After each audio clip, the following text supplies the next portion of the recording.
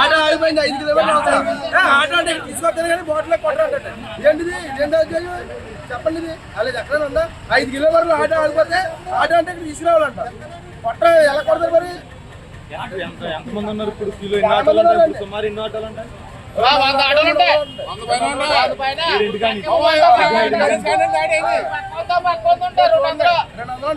ఆటోలు ఉంటాయి బాటిల్లో కూడా కొట్టుకుంటున్నారా పరిస్థితి ఏం చేయండి ప్రభుత్వం నుంచి ఏం కావాలి మినిమం 500 ఆయిల్ కొట్టేలాగా చూడాలి రోజు చాలా ఆయిల్ కోసం చాలా ఇబ్బంది పడుతున్నామండి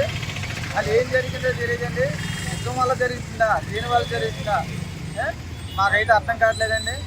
కనీసం ఆయిల్ లేక కిరాయిలు లేక మేము చాలా ఇబ్బంది పడుతున్నామండి మరి ప్రభుత్వం దీన్ని బాధ్యతగా తీసుకుని ఆయిల్ని మాకు సప్లై చేయవలసిందిగా మేము ప్రభుత్వాన్ని కోరుకుంటున్నాం మా సమస్యలన్నీ ప్రజలు ఇబ్బంది పడకుండా చేయవలసిందిగా కోరుకుంటున్నామండి 8 గంటల నుంచి లైన్లో ఉన్నామండి 9 గంటల నుంచి ఇప్పటి వరకు లేదండి ఇంకా డిస్కషన్ జరుగుతుందండి వరకు వెయిట్ చేస్తున్నాండి ఇప్పటి వరకు ఎప్పుడు అవుతుందో తెలియదండి ఇంకా ఎదురు చూడమంటున్నారండి పెట్రోల్ బంకులు ఏం జరుగుతుందంటే సమాధానం చెప్పట్లేదండి అసలు కిరాయిలకు చాలా ఇబ్బంది పడుతున్నామండి దానికి తోడు ఆయిల్ కొరత అవుతుంది పెట్రోల్ యాజమాన్యం ఎవరో సమాధానం చెప్పట్లేదండి ఎందువల్ల ఆపరు దేనికి ఆపరు కూడా మాకు తెలియట్లేదండి ఎవరో సమాధానం చెప్పట్లేదండి మా పైనుంచి మాకు ఆయిల్ రావట్లేదు మేము సప్లై చేయలేకపోతున్నాం అంటున్నారండి ఎవరిని అడగాలో తెలియట్లేదండి మేము లైన్కి వచ్చేనే మనకి జీవనోపాధి లేదండి ఎన్ని గంటలైనా వెయిట్ చేస్తారని ఎదురు చూస్తామండి అది ఈ బాటికి వెళ్ళిపోదు ఇప్పుడు ఆటోలు కొడతాయంటే మేము అపార్ట్మెంట్లో వాచ్మెన్లు జనరేటర్లకి మేము మోసుకురాలేము కదా కనీసం వాళ్ళకి 1000 రూపాయలు కొడితే కనీసం మాకు 500 అయినా కొట్టినా సరిపోతుంది దాని గురించే తప్ప మేము దేని గురించి కాదు పొద్దున్న అనగా ఎట్టాము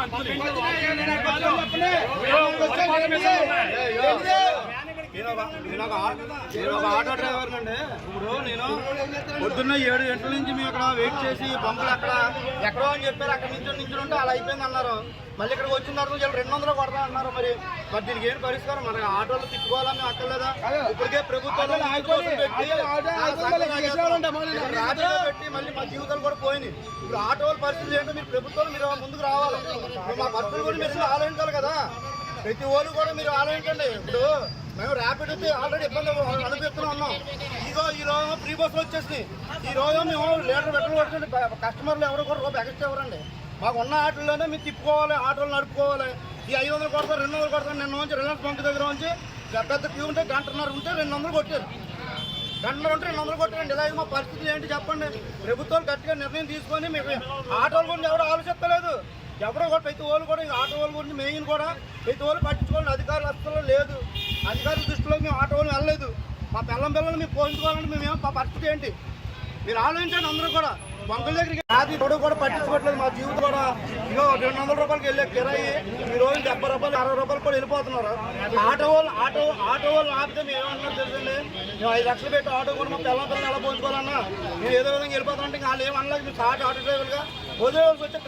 పరిస్థితులు కూడా ఉన్నాయండి అలాంటి పరిస్థితుల్లో ఈ డీజిల్ కూడా మళ్ళీ కొరత అంటే ఏంటి చెప్తాం చెప్పండి ఇప్పుడు ఆటో లైన్లో పెట్టుకున్నాం పొద్దున్న 7 గంటలు పెట్టాం ఇప్పుడు 200 రూపాయలు అంటే మేము ఏం తోలుకుంటాం ఏం సంపాదించుకోండి చెప్పండి మీరు ఆలోచించండి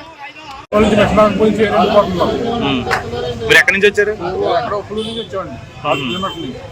రైతులు